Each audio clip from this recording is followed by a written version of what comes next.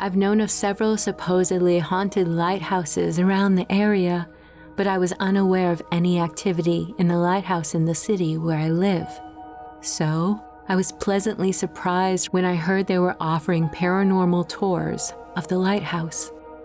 I really didn't expect much to happen, but I decided it might be fun for my wife and I to go. The first time we went was a pretty wild ride. That story is for another time, but our crew got several intelligent responses via EVP recordings.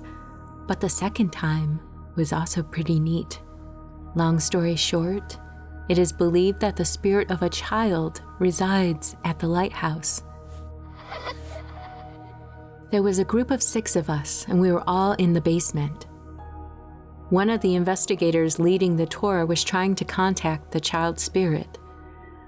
A fellow tour goer had eagerly volunteered to lug around the SLS camera for an hour and a half. I had tried to carry around the box where spirits could pick out words, but right when I grabbed it, it said, "Wrong." And that was enough for me to be convinced to leave it alone. The tour was coming to a close without the camera operator noticing anything on the camera at all. I was standing across the room from him when I noticed that the hair on my arms was standing on end and my skin was tingling. I went to say something to my wife, but before I could, she grabbed me and told me her opposite hand had gone ice cold. Seconds later, the guy across the room with the SLS camera called me to come over. I walked over to find the camera software displayed a small stick figure that appeared to be holding my wife's hand. The hand that she had said was freezing. It wasn't like a flash and then it was gone. It stayed for several minutes.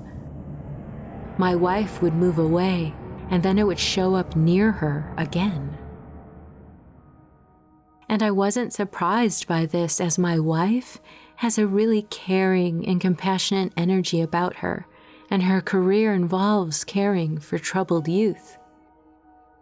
It made complete sense for this ghost child in the lighthouse to be drawn to her.